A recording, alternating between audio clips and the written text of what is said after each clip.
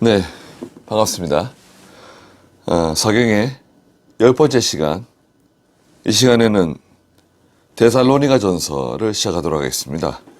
데살로니가 전서 5장까지 있죠. 어디까지 나갈 수 있을지 잘 모르겠지만, 지금 10째 시간하고 11번째, 12번째, 3시간 남았는데요. 네, 기대가 됩니다. 자, 그럼 데살로니가 전서 1장 1절 말씀부터 몇 절 보도록 하겠습니다. 바울과 실로아노와 디모데는 하나님 아버지와 주 예수 그리스도 안에 있는 데살로니가의 인들의 교회에 편지를 쓴다. 너희에게 은혜와 평강이 있을지어다. 우리가 너희 모두에 대하여 항상 하나님께 감사하고 기도할 때에 너희를 말한다. 이는 너희 믿음의 행위와 사랑의 수고와 우리 주 예수 그리스도에 대한 소망의 인내를 우리 하나님 아버지 앞에서 끊임없이 기억하기 때문이다. 하나님께 사랑을 받은 형제들아, 너희가 택하심을 받은 것을 안다. 이는 우리의 복음이 너희에게 말로만 전해진 것이 아니라 능력과 성령과 큰 확신으로 전해졌기 때문이다. 우리가 너희 가운데서 너희를 위하여 어떠한 사람이 되었는지 너희가 아는 바와 같다. 5절 말씀까지 말씀을 보았습니다. 네, 데살로니가 전서는 사도 바울이 기록한 것으로 보고 있습니다. 사도 바울이 2차 전도 여행 때 데살로니가에 가서 복음을 전했다는 내용이 사도행전 이제 17장 1절부터 9절까지 나오는데요. 사도행전 17장에 보면은 17장 1절에 보면은 그들이 암비볼리와 아볼로니아를 거쳐서 데살로니가에 이르렀는데 거기에는 유대인의 회당이 있었다. 그리고 2절에 사도행전 17장 2절에 바울이 습관대로 그들에게 들어가서 새 안식일에 걸쳐 3주 동안이죠. 3주 동안 성경을 가지고 그들에게 강론하였다. 그가 그리스도께서 고난을 당하시고 죽은 자들 가운데서 부활하셔야 한다는 것을 해석하여 증명하였고 내가 너희에게 전하는 이 예수님이 그리스도이시다라고 말하였다. 그래서 많은 사람들이 예수를 믿고 따랐는데 그때 바울과 실라 17장 4절에 보면은 적지 않은 귀부인들이 믿고 그들 중 어떤 이들 곧 경건한 헬라인들의 큰 무리 또 적지 않은 귀부인들이 믿고 바울과 실라 오늘 데살로니가전서 1장 1절에 나오는 실로아노 실라거든요. 바울과 실라를 따랐다. 그랬습니다. 그래서 이제 2차 전도 여행 때 데살로니가에서 3주간 머물면서 복음을 전했는데 유대인들의 핍박이 심해가지고 어쩔 수 없이 데살로니가를 떠날 수밖에 없게 되었습니다. 그리고 이제 3차 전도 여행 때도 데살로니가를 방문하게 되는데요. 근데 이제 고린도에 머물면서 마게도니아, 유럽의 맨 끝쪽에 아시아 쪽, 맨 동쪽 마케도니아 지역의 맨 아래 지역이 고린도거든요. 고린도 위에 데살로니가가 있는데 고린도에 머물면서 데살로니가 교회가 너무 걱정이 돼가지고 또 어떻게 성도들이 생활하고 있는지 그래서 이제 디모데를 데살로니가 교회에 파송하죠. 파송해 디모데가 데살로니가 교회를 돌보고 와가지고 이제 디모데의 보고를 듣고 나서 이제 데살로니가서를 기록하게 된 것으로 보고 있습니다. 그래서 데살로니가에서 특별히 이제 아리스다고 또 세문도라는 유대인들과 그 외에 이제 이방인들, 유대인으로서는 이제 아리스다고와 세군도가 이제 예수를 믿고 성도가 되었고요. 또 나머지는 다 그 데살로니가 이방 사람들이 예수 믿고 구원을 받게 되었습니다. 그래서 이제 바울과 실로아노는 이제 실라와 디모데는 하나님 아버지와 주 예수 그리스도 안에 있는 데살로니가인들의 교회에 편지를 쓴다. 너희에게 은혜와 평강이 있을지어다. 원래 이 작은 글씨들은 이제 그 원문에는 없는 겁니다. 데살로니가인들의 교회에 점점점 편지를 쓴다는 것은 이제 붙인 거죠. 그리고 너희에게 은혜와 평강이 점점점. 근데 이제 거기다가 있을지어다, 있기를 원한다, 갖다 붙인 겁니다. 그래서 이제 디모데는 이제 믿음의 아들이라고 이제 고린도전서 4장 17절이나 디모데전서 1장 2절에 믿음의 아들이 된 귀한 그 하나님의 종이죠. 또 사도 바울의 제자로서 아들과 같이 사도 바울을 잘 도와주고 협력한 귀한 분이시죠. 2절에 여기 이제 너에게 은혜와 평강이 있을지어다 그랬는데요. 은혜는 구원의 은혜, 구속의 은혜. 은혜라고 하는 것은 거저 주신다는 뜻이 있어요. 하나님께서 거저 주신 구원의 은혜, 죄 사함의 은혜, 구속의 은혜죠. 다 하나님 주신, 우리에게 주신 은혜죠. 또 이 말씀을 통해서 우리에게 은혜 주시는 면도 있죠. 그것도 이제 은혜라고 말하죠. 평강은 믿는 자에게 주시는, 하나님께서 주시는 영적 평강입니다. 단순히 마음이 편안하다는 그런 상태가 아니라 하나님께서 주시는 아주 근본적인 영적 평강, 모든 것이 하나님께 달려있다. 또 영원한 구원의 은혜를 확신하는 성도 속에 있는 큰 그 평안함입니다. 너에게 은혜와 평강이 있기를 바란다. 2절에 우리가 너희 모두에 대하여 항상 하나님께 감사하고 기도할 때에 너희를 말한다. 그 디모데 교회를 생각할 때마다 항상 감사한다는 것입니다. 또 기도할 때마다 이 데살로니가 교회를 위해서 데살로니가 교회를 항상 생각하고 데살로니가 교회를 위해서 늘 기도하는데 왜 감사하는가? 세 가지가 있다는 거예요. 3절에 이는 너희 믿음의 행위와 사랑의 수고와 우리 주 예수 그리스도에 대한 소망의 인내를 우리 하나님 아버지 앞에서 끊임없이 기억하기 때문이다. 그랬습니다. 데살로니가 교회는요, 믿음의 행위가 있다는 겁니다. 믿음의 행위. 믿음이라고 하는 것은 무엇인가요? 믿음의 정체. 믿음이라고 하는 것은 무엇인가?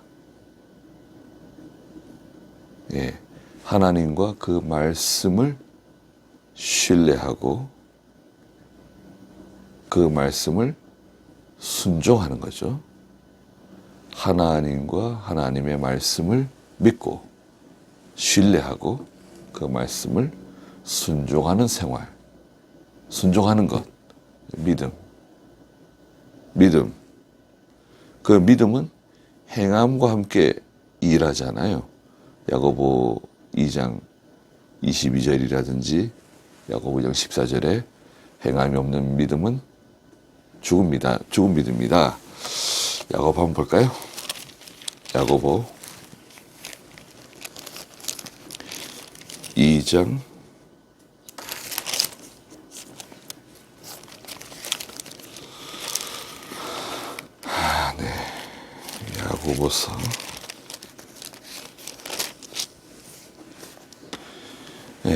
2장 14절에 보시면 나의 형제들아 만일 누가 믿음이 있다고 말하면서 행위가 없으면 무슨 유익이 있겠느냐? 그 믿음이 자기를 구원하겠느냐? 믿음이 있다고 하면서 행위가 없으면 안 된다는 거예요. 그리고 2장 22절에 믿음이 그의 행함과 함께 일하고 행함으로 믿음이 온전하게 된다는 것을 내가 안다. 믿음이 그의 행함과 함께 일한다. 행함으로 믿음이 온전해진다. 또 2장 26절에 영이 없는 몸이 죽은 것 같이, 죽은 몸은 영이 없는 몸이죠. 영이 떠난 거죠. 행함이 없는 믿음도 죽은 것이다. 행함이 없는 믿음은 죽은 것이다. 행함이 없는 믿음, 지식적인 믿음, 사탄적인 믿음이라고 야고보서에서는 사탄적인 믿음, 마귀적인 믿음이라고. 지식적인 믿음은 죽은 믿음과 같다는 거죠. 그 다음에 데살로니가 교회는 두 번째 사랑의 수고가 있습니다. 골로새 1장 24절에서도 사도 바울이 내가 너희를 위해서 수고하는 거, 고난받는 거 기쁨으로 여긴다고 말했죠.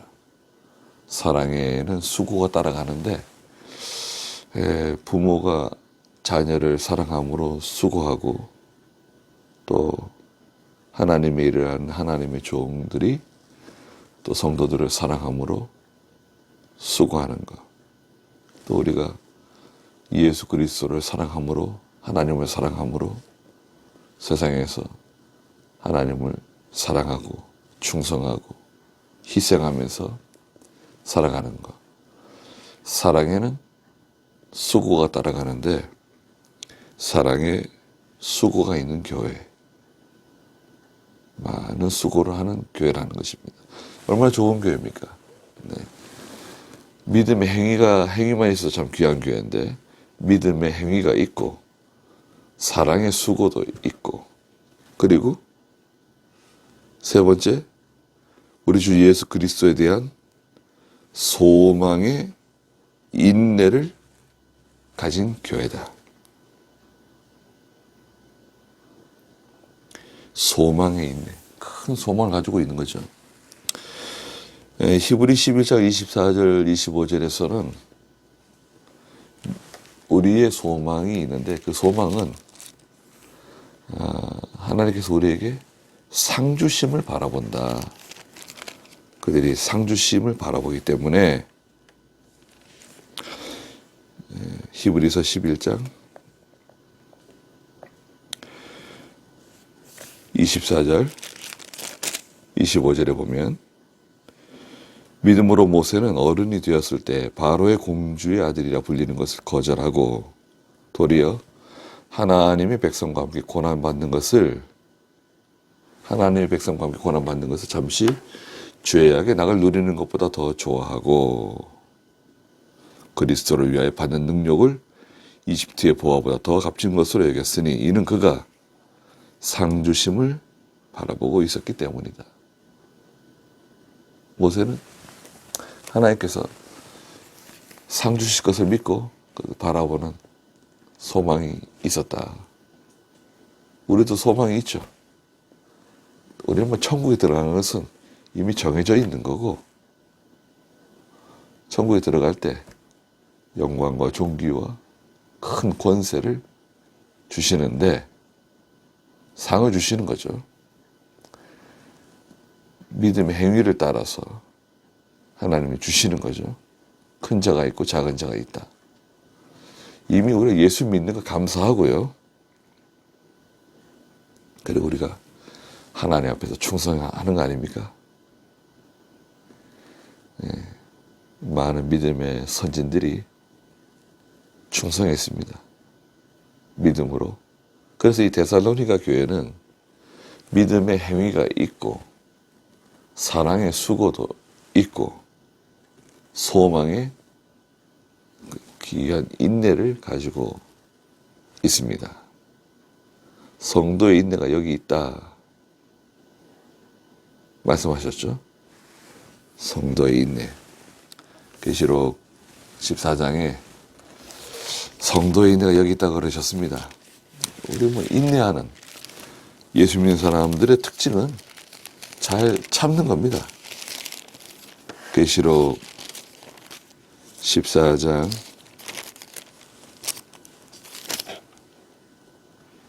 12절에 보시면 성도들의 인내가 여기 있으니 그들은 하나님의 계명들과 예수님께 대한 믿음을 지키는 자들이다. 말씀 순종하고 예수님 이름 배반하지 않는다는 겁니다. 끝까지 주님의 이름 배반하지 않고 믿음 지켜나가는 사람들. 거기에는 인내가 필요하다는 거죠. 잘 참아야 된다는 거예요. 그래서 데살로니가 교회는 이렇게 보면 참 얼마나 좋은 귀한 교회입니까? 참 칭찬받는 좋은 교회입니다. 데살로니가는 그 마케도니아 지역의 중요한 항구 도시로 번화한 도시입니다. 번화한 도시라고 하면 그 당대에 죄가 가장 많은 곳이죠. 죄가 가장 많은 그런 우상 많이 섬기고 또 이 세상 연락하는 그런 풍요로운 도시 데살로니가, 그 가운데 있는 하나님의 교회, 거기서 믿음 잘 지켜나가는 하나님의 백성들.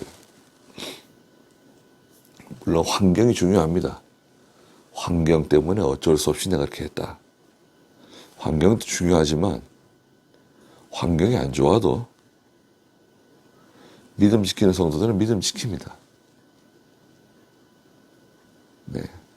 그리고 거기서 나와 그랬잖아요. 계시록 18장에 그의 죄에 참여하지 말고 그들이 받을 심판을 받지 말라고 하나님께서 거기서 나오라고,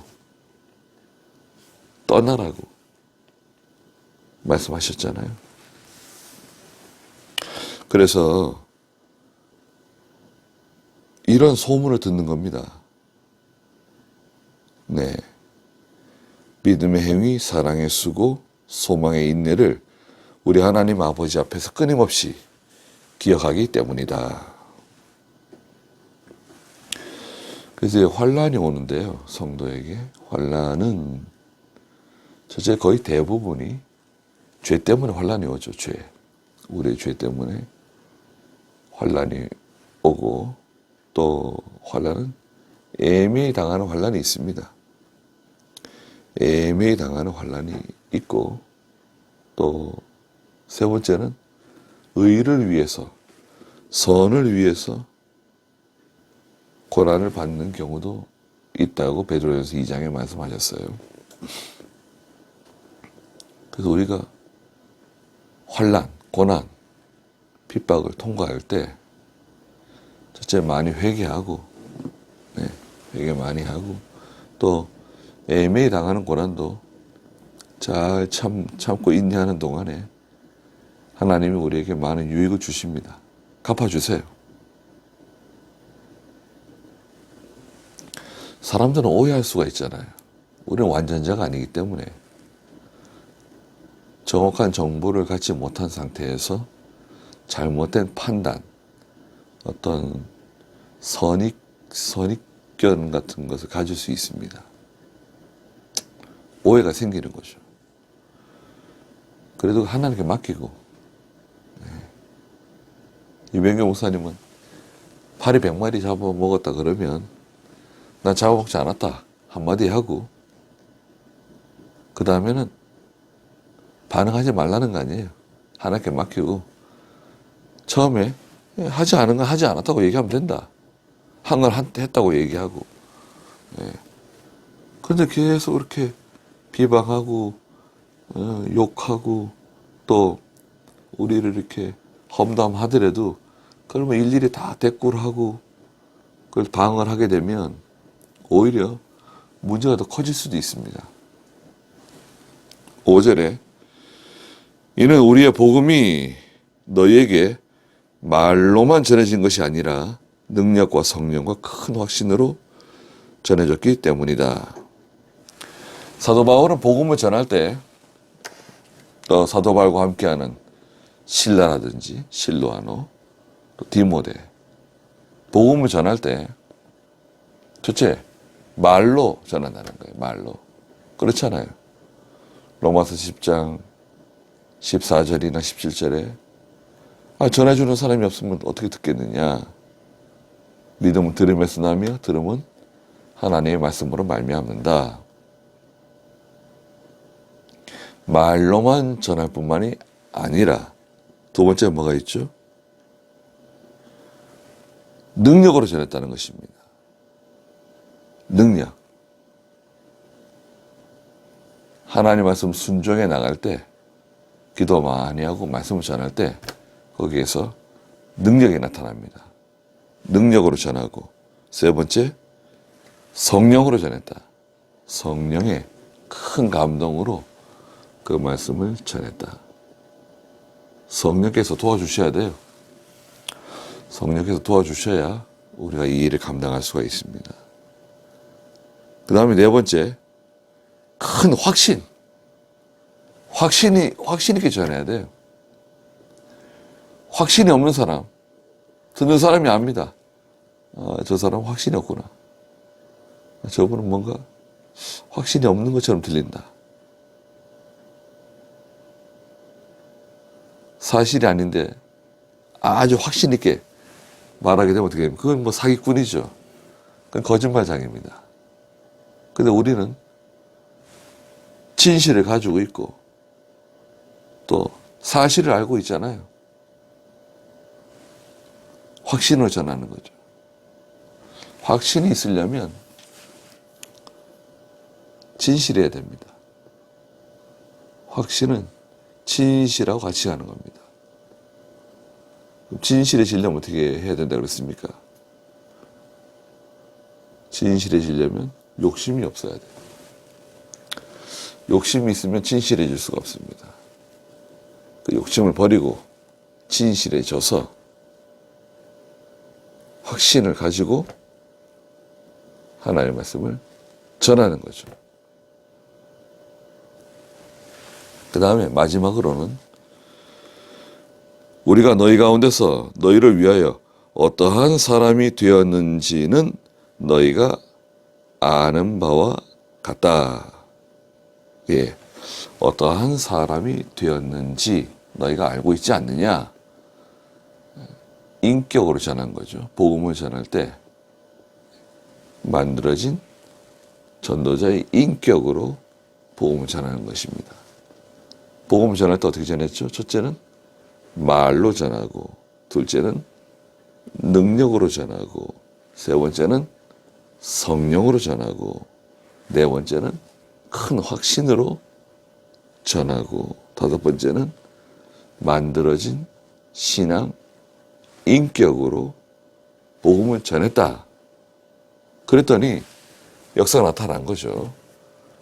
3주 동안 데살로니가에 머물면서 복음을 전했는데 큰 역사가 나타난 겁니다.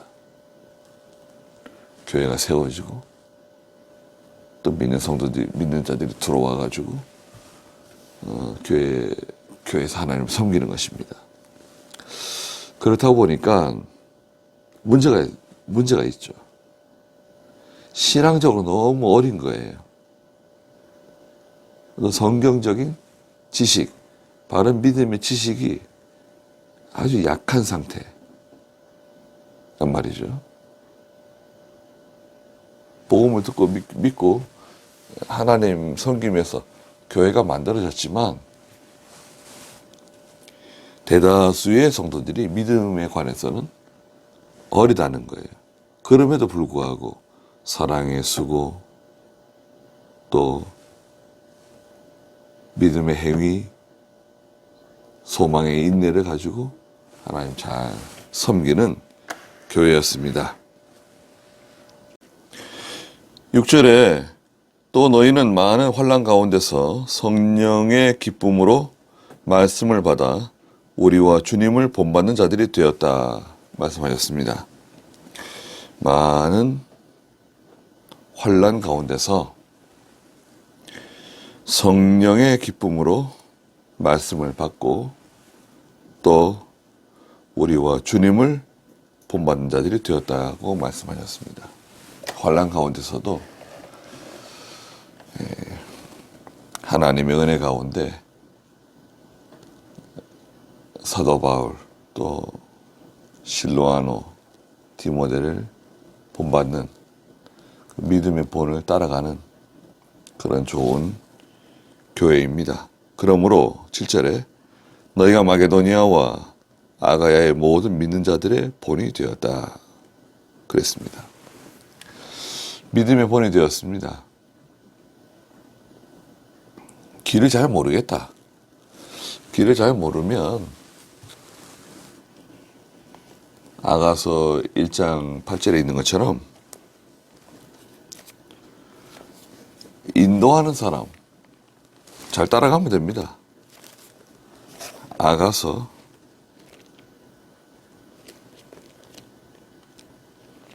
1장 8절에 여자들 중에 가장 어여쁜 자야. 네가 정말 모른다면 여자는 여자들 중에 가장 어여쁜 자야. 술람이 여인 또 예수 믿는 성도들을 가리키죠. 양떼의 발자취를 따라가 목자들의 장막 곁에서 너의 염소 새끼들을 먹여라. 그 양떼의 발자취를 잘 따라가면 된다는 거예요. 앞서간 믿음의 선배들의 발자취 또 목자들의 인도를 잘 따라가면 길을 잃지 않는다는 겁니다. 그런데 이 데살로니가 교회 성도들은 그 바울과 실라, 디모데의 인도를 잘 따라갔고 또 그 믿음의 본을 본받기 위해서 많은 노력을 한 것 같습니다. 8절에 주님의 말씀이 너희로부터 마게도니아와 아가야에 들렸을 뿐 아니라 하나님을 향한 너희 믿음의 소문이 각처에 퍼졌다. 우리는 아무것도 말할 필요가 없다. 이미 소문이 벌써 다 퍼지는 거죠. 소문이 난다는 거예요. 굳이 말하지 않아도 사람들이 다 안다는 거죠. 믿음의 소문이 납니다. 또 말하지 않아도 하나님이 아시는 거죠. 예수님이 아십니다. 9절에 그들이 우리에 대해 스스로 전하기를 우리가 너희에게 들어갔을 때 어떠한 대접을 받았는지 또 너희가 어떻게 우상을 버리고 하나님께 돌아와서 살아계시고 참되신 하나님을 섬기며 하늘로부터 임할 그분의 아들을 기다리는지를 말해줬다. 데살로니가 교회 사람들이 다 우상 다 버리고 예수 믿고 돌아와가지고 살아계시고 참되신 하나님 잘 섬기고 또 하늘로부터 임할 그분의 아들을 예수 그리스도께 대한 소망을 가지고 있었습니다. 그 예수님 십자가 지신 후에 한 30년 뒤에 지금 이 데살로니가 교회의 상황이거든요. 데살로니가 교회는 무슨 문제가 있었냐면 뒤에 나오지만 예수님이 당장 재림하실 거라고 생각했단 말이죠. 초대교회 성도들이 예수님 당장 재림하실 거라고 생각했는데 성도들이 자꾸 이제 죽어가잖아요. 성도들 가운데 이제 세상 떠나는 성도들이 있잖아요. 고민이 생긴 거예요. 예수님 재림하신다 그러는데 재림은 하시지 않고 또 우리 가운데 믿는 성도들은 자꾸 세상을 떠나고 이게 어떻게 되는 것인가. 하늘로부터 임할 그분의 아들을 기다리고 있었다. 재림에 대한 소망이 간절했어요. 또 당장 예수님이 재림하실 것처럼 믿고 있었단 말이죠. 그러면서 좋은 믿음이죠. 좋은 믿음입니다. 이 아들 예수 그리스도는 하나님께서 죽은 자들 가운데서 살리신 분이시며 장차 임할 진노에서 우리를 건지실 바로 그 예수 그리스도이시다.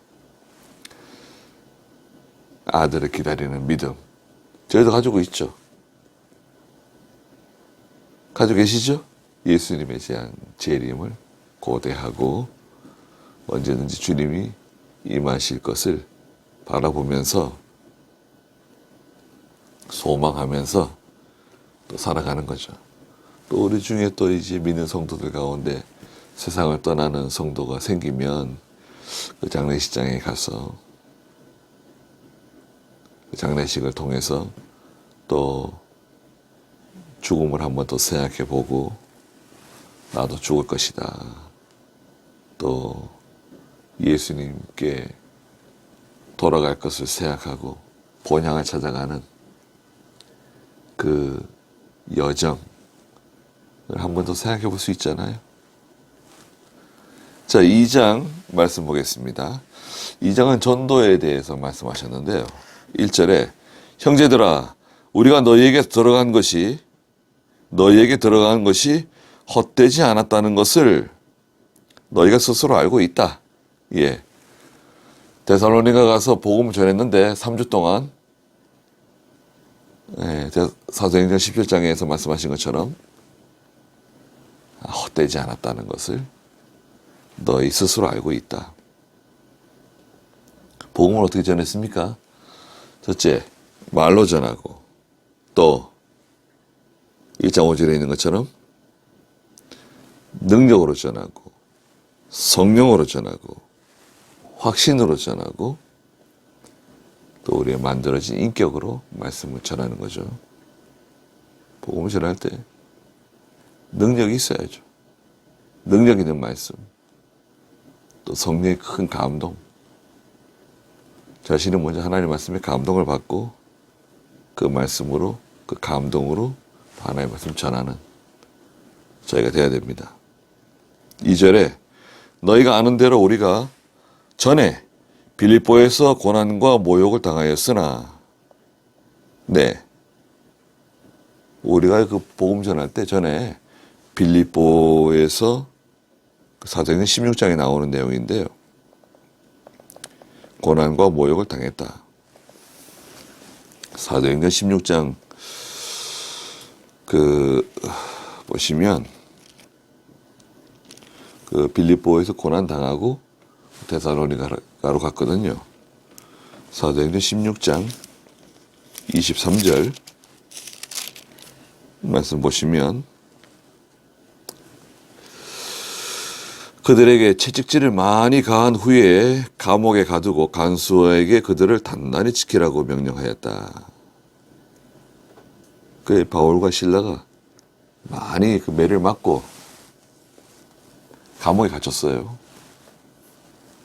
근데 그 16장 25절에 바울과 실라가 감옥에 갇혀가지고 기도하면서 하나님을 찬송했습니다. 다른 제수들이 바울과 실라의 그 기도 소리와 찬송 소리를 들었다. 근데 거기서 큰 역사가 나타나죠. 문들이 막 다 열리고 말이죠. 땅이 흔들리고 옥의 문들이 다 열렸죠. 그리고 그 간수가 뛰어들어가 가지고 바울과 실라 앞에 엎드리고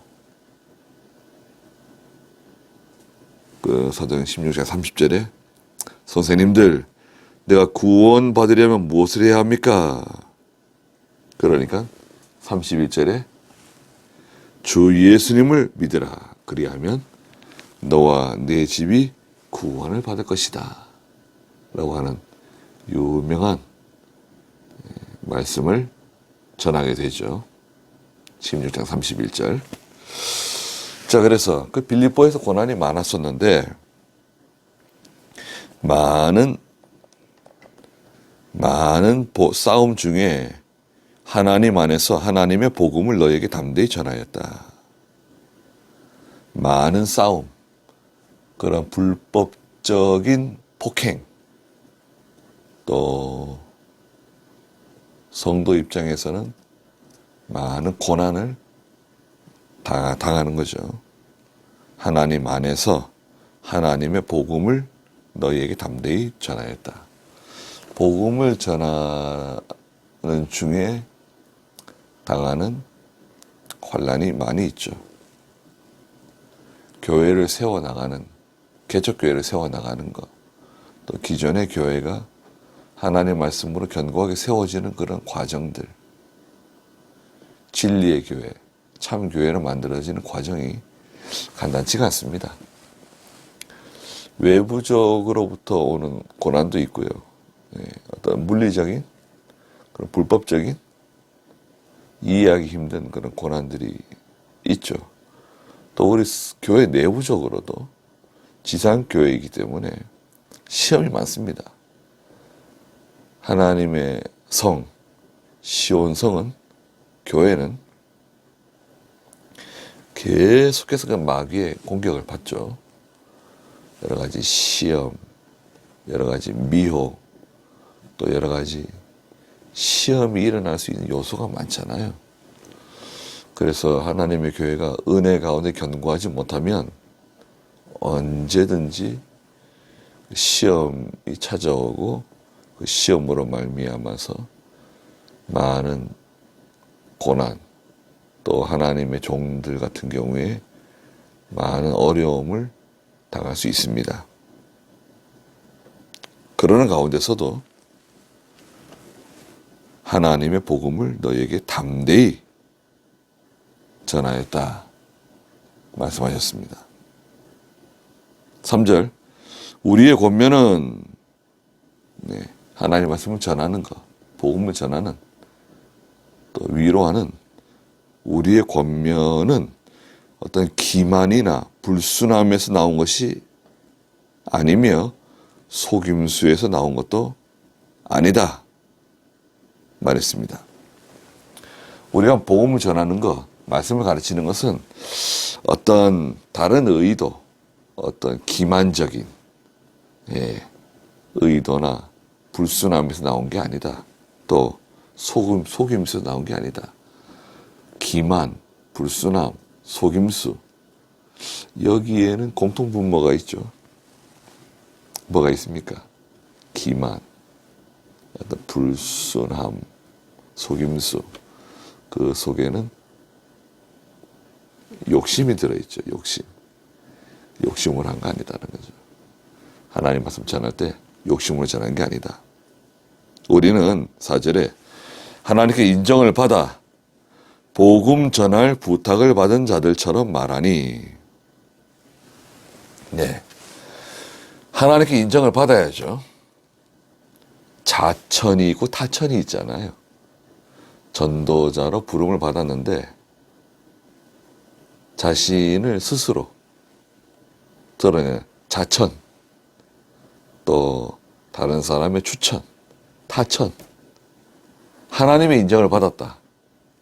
하나님께로 인정받은 사람이다. 그것만큼 좋은 사람이 어디 있습니까? 복음 전도자가 하나님께 인정받은 사람이다. 저분은 하나님께 인정받은 분이다. 귀한 사람이죠. 하나님께 인정을 받고 또 복음 전할 부탁을 받은 자들처럼 말하니, 하나님 앞에서 정당하게 진실하게 말한다는 겁니다. 이는 사람들을 기쁘게 하려는 것이 아니라 우리 마음을 감찰하시는 하나님을 기쁘시게 하려는 것이다.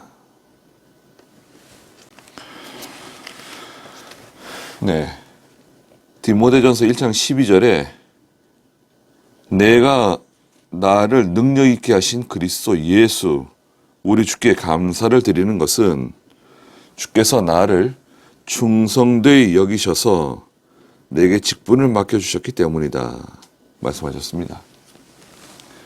충성되게 여겨서 직분을 맡겨주셨다는 것을 기억하고, 우린 충성된 사람들이 아닌데,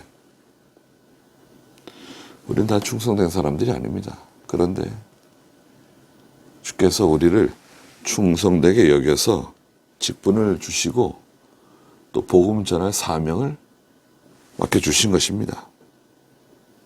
그래서 사람들을 기쁘게 하려고 하지 말고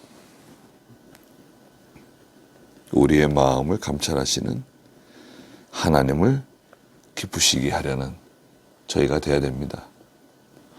모세는 미디안 땅에서 40년 광야 생활을 하고 하나님께 부르심을 받았죠. 그래서 부르심을 받았을 때 모든 것을 다 포기하고 하나님의 백성들과 함께 고난받는 것을 이집트의 모든 재물보다 귀한 것을 여기고 그것을 즐거워하면서 그 일 감당했다고 말씀하셨죠. 그래서 우리도 믿음으로 살 때 감사함으로 받아야 됩니다. 감사함으로 받고 이 사명을 잘 감당해 나가야 됩니다.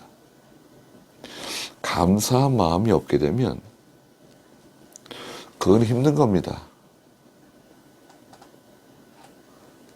주일날 예배 나오는 게 힘들고 수요일 저녁 예배 나오는 게 힘들고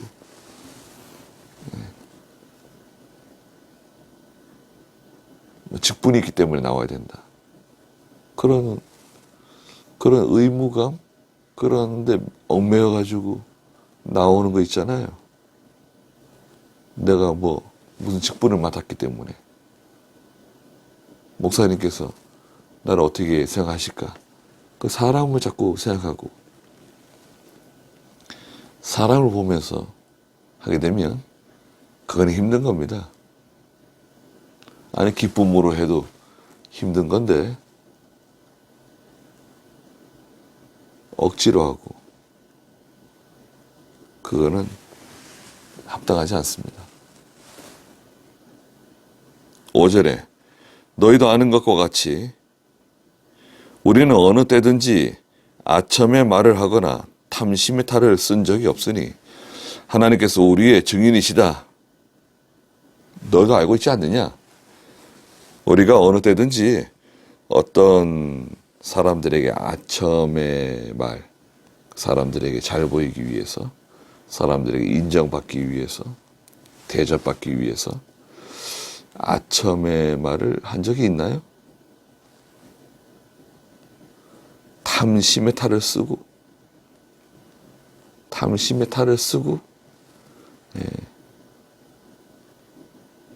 그 일을 한 적이 있는가요? 탐심의 탈을 쓰게 되면 그때부터는 문제가 심각해질 수 있습니다. 싹군이 될 수 있어요. 싹스를 위해서 일하게 되는 거잖아요.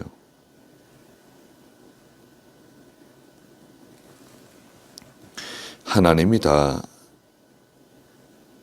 알고 계신다 그랬습니다. 아첨의 말, 탐심의 탈, 요 두 가지로서 전도자의 그 진실함, 진짜냐 가짜냐를 구별할 수 있다고 칼빈이 말했답니다. 사람들이 아첨하느냐, 또 탐심의 탈을 쓰고 있느냐 쓰지 않았느냐, 그것을 가지고 판단할 수 있다. 우리 자신은 어떻게 판단할 수 있습니까? 6절에 우리가 너희에게서든지 다른 이에게서든지 사람에게서 영광을 구하지 않았다. 네, 사람에게서 영광을 구하고 그렇게 하지 않았다는 겁니다. 우리가 그리스도의 사도로서 권위를 주장할 수 있었으나, 네, 그리스도의 사도로서의 권위가 있습니다. 영적 권위, 하나님 주신 권위가 있는데 그 권위를 다 주장하거나 사용하지 않고 오히려 너희 가운데 유순한 자들이 되어 유모가 자기 자녀들을 기르는 것 같이 하였다. 그랬습니다. 유모가 자기 자녀를 기르는 것처럼 고린도후서 10장 1절에 보면은 어떻게 말씀을 전했다 그랬습니까? 고린도전서 10장 1절에 보면 너희 면전에서는 겸손하나 떠나 있으면 너희를 향하여 담대한 나 바울은 이제 그리스도의 온유와 관용으로 친히 너희에게 권한다. 예, 항상 교인들에게도 온유하고 또 겸손하고 또 관용하고 강하지 않게 잘 참아주고 기다려주고 그 잘못할 때마다 책망할 수는 없는 거 아닙니까? 그 진리 문제가 아니면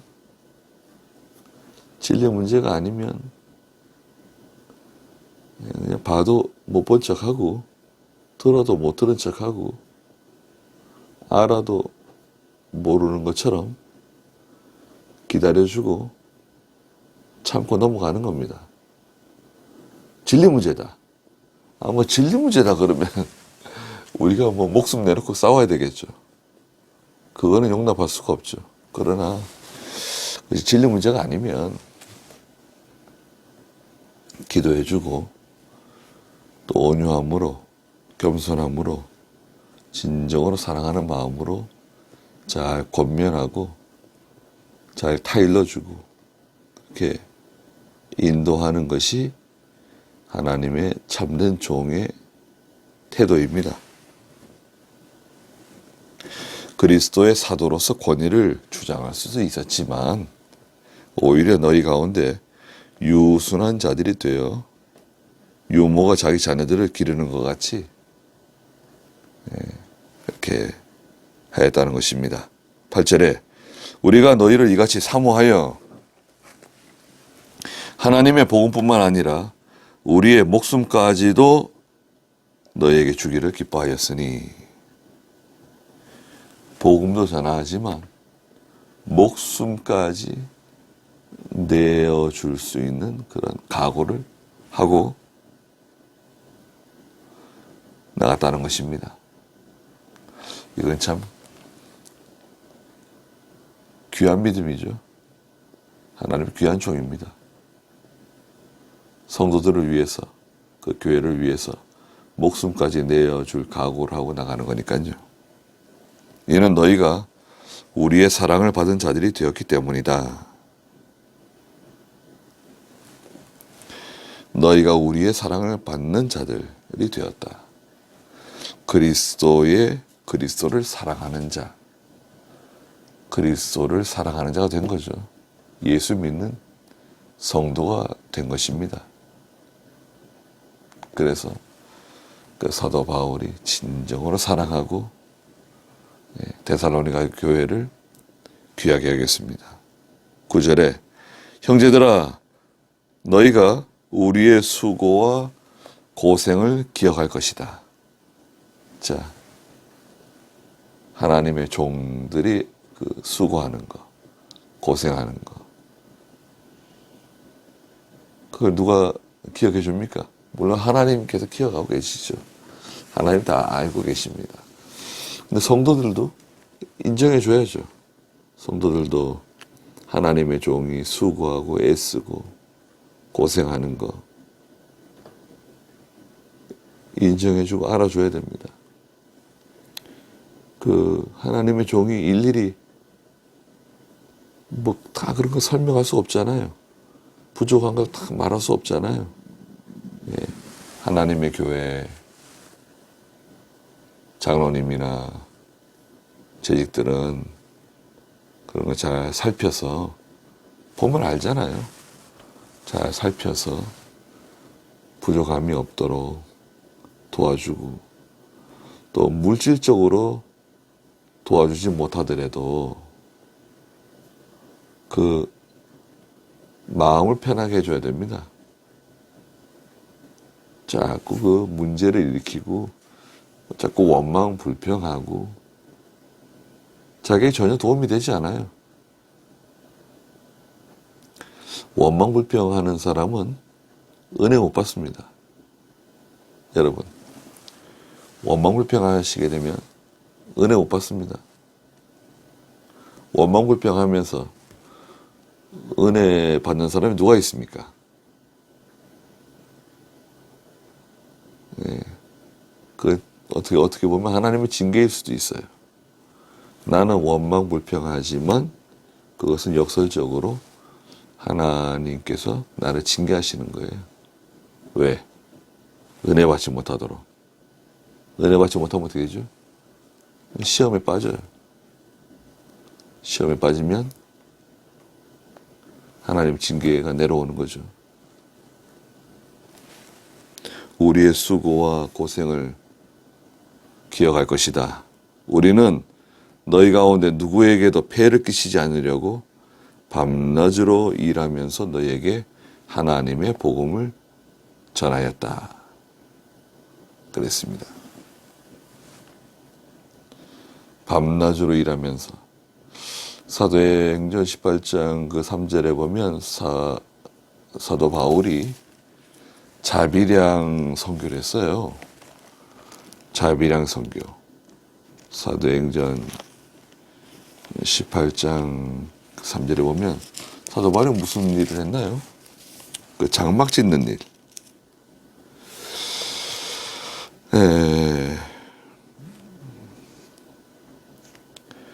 아굴라라고 하는 본도 태생 유대인을 만나가지고요.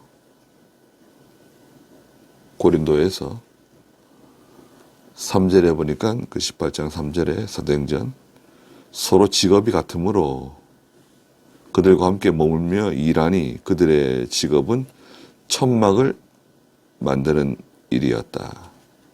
그래서 그 같이 그 같은 일을 하면서 자비량 선교 스스로 그 생활비를 벌면서 하나님의 일을 하는 들어가는 그 소요되는 비용을 감당하면서 복음을 전했다는 거예요. 그런 분들도 있죠. 혹시 의사로서 복음을 전하는 분도 계시고 어떤 기술을 가지고 복음을 전하시는 분도 계시죠. 그러나 일반적으로는 교회를 볼 때 성도들이 힘을 써서 하나님의 교역자를 잘 모시고 또 생활할 수 있도록 도와주는 것이 가장 이상적인 교회라고 할 수 있죠. 또 교역자는 성도들에게 가르쳐 줘야 되는 거죠. 그 하나님의 교회에서 믿음으로 하는 모든 일들, 하나님 앞에 주일 연보를 드리는 거라든지 12조 생활하는 거라든지 또 감사 생활하는 것을 가르쳐 줘야 됩니다. 왜냐하면 그것이 은혜의 열매거든요. 은혜의 열매. 고린도후서 8장에 가면 은혜의 열매는 연보예요. 연보. 그래서 이제 은혜 받지 못하면 연보 안 하는 거죠. 희생 안 합니다. 양들이 은혜 받지 못하면 하나님께 희생 안 해요. 하나님 잘 섬기지 않습니다. 누구에게도 폐해를 끼치지 않으려고 밤낮으로 일하면서 너희에게 하나님의 복음을 전하였다. 또 사도 바울은요. 고린도전서 9장 15절에 보면 내가 차라리 죽을지언정 대접받지 않으려고 하는 그런 정신이 있었어요. 대단한 거죠. 일반적인 게 아닙니다.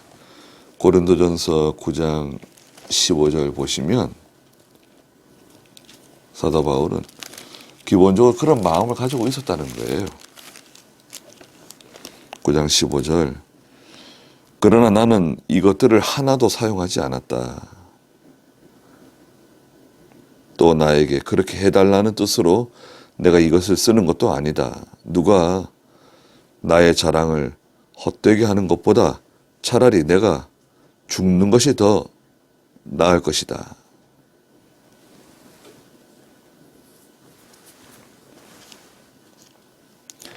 저는 개혁성경에서 차라리 내가 죽을지언정 대접받지 않으려고 한다. 그런 마음을 가지고 있었습니다. 네, 하나님의 종은 교인들에게 폐를 끼치지 않으려고 최선을 다하고, 반면에 하나님 또 교인들은 어떻게든지 하나님의 종을 도와주려고 애를 쓴다고 하면 그건 아주 좋은 교회죠. 아주 이상적인 교회입니다.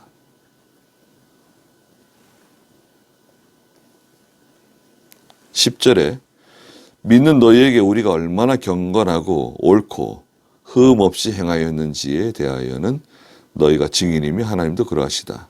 자, 이거 보십시오. 그럼 물질 문제에서 초월하고 물질 때문에 하나님의 일을 하는 지장받지 않고 또 그 물질의 그 욕심을 가지고 하나님의 일을 하지 않는다. 그리고 10절에 있는 것처럼 믿는 너희에게 우리가 얼마나 경건하고 하나님의 종으로서의 그 경건 생활, 또 옳고 흠 없이 행하였는지 너희가 증인이며 하나님도 증인이시다는 거죠. 항상 옳고 흠 없이. 참 이 귀한 하나님의 종이죠. 하나님의 종이 목회를 하다 보면, 하나님의 일을 하다 보면 실수를 할 수도 있고 또 본의 아니게 그런 흠이 드러날 수 있잖아요. 중대한 그런 진리 문제에 과오가 있다. 그건 뭐 더 이상 말할 필요가 없고, 그거는 뭐 하나님의 종의 자격을 논하게 되는 문제 아니에요. 그런 문제를 떠나서 그 인간적인 흠이 드러날 수 있어요. 그런 인격적인 약점이 드러날 수 있잖아요. 흠이 드러날 수 있는데 그런 흠조차도 성도들이 그걸 잘 이렇게 덮어주고, 혹은 또 하나님의 종 스스로가 그런 약점, 그런 인격적인 흠을 잘 고쳐나가야 되죠. 고쳐나가고 그런 조급한 마음이라든지 또 성내는 거, 소리 지르는 거, 또 여하튼 간에 하나님 말씀을 잘 전하는데, 강단에서 하나님 말씀을 잘 전하시는데 강단에서 내려오면 자꾸 여러 가지 문제가 생기시는 분들도 있는 것 같아요. 근데 그것은 누가 말해주고 또 그것을 들어서 스스로 잘 고쳐나간다고 하면 참 좋겠지만 그게 잘 고쳐지지가 않는 거죠. 오랫동안 그 자기 인격화 돼가지고 잘 고쳐지지가 않아요. 그러나 여하튼 사도 바울처럼 여기 우리가 얼마나 경건하고 또 옳고 흠 없이 하나님의 일을 잘 순종하며 감당했는지 데살로니가 교회의 성도들이 증인이다. 너희가 증인이고 또 하나님도 우리의 증인이시다.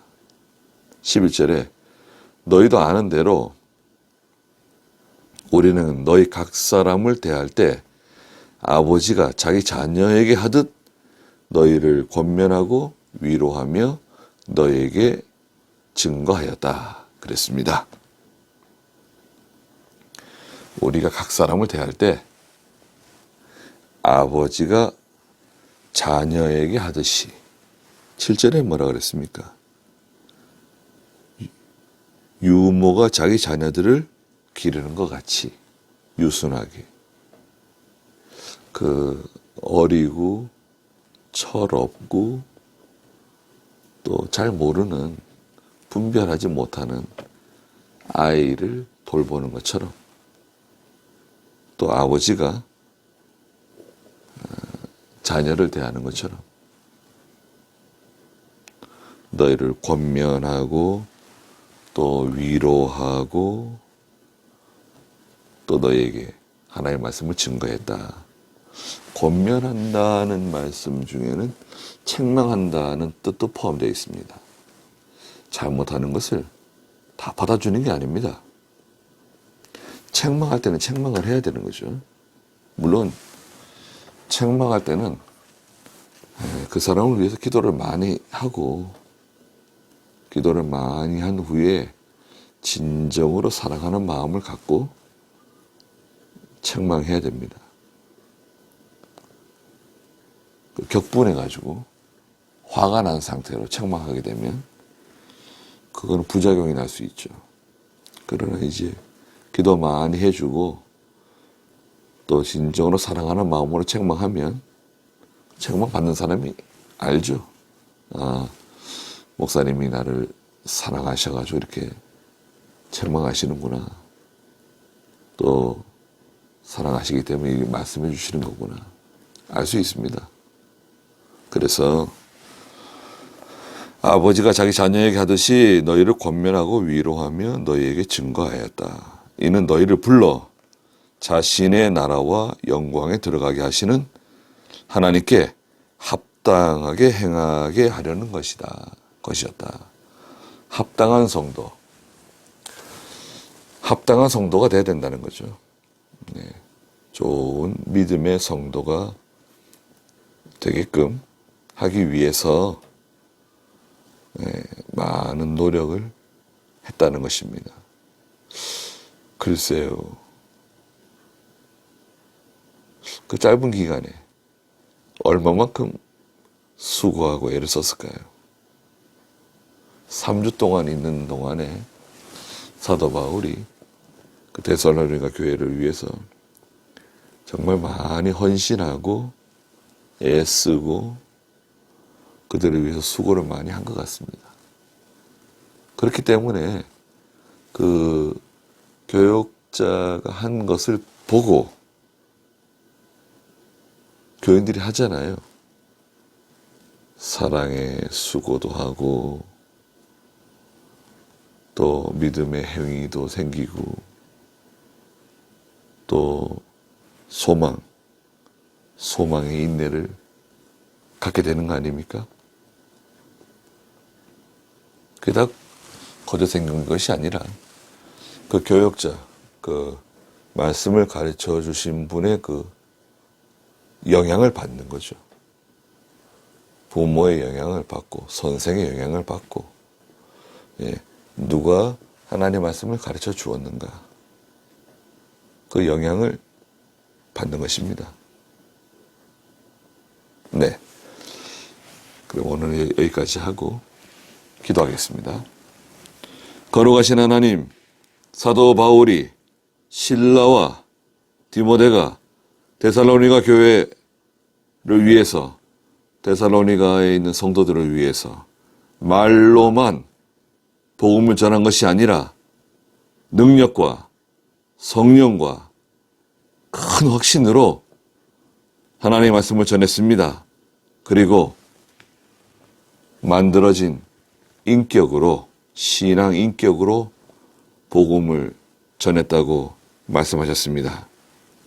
그래서 데살로니가 교회가 견고하게 믿음으로 잘 성장하고 하나님 앞에서 또 모든 사람들 앞에서 자랑할 만한 믿음의 행위가 있고 또 사랑의 수고가 있고 소망에 인내하는 교회라고 칭찬해 주었습니다. 또 하나님께 기도할 때마다 감사한다고 말했습니다. 또 하나님의 종으로서 수고하며 애쓰며 사랑하는 성도들을 위해서 그들에게 폐를 끼치지 않기 위해서 항상 애쓰고 수고하며 사람을 기쁘게 하려는 것이 아니라 하나님 앞에서 참된 종으로서 그들을 사랑으로 권면하며 인도하며 옳고 흠 없이 그들에게 행한 바울과 실라와 디모데를 저희가 또한 본받게 해 주시옵소서. 예수님의 이름으로 기도드리옵나이다. 아멘.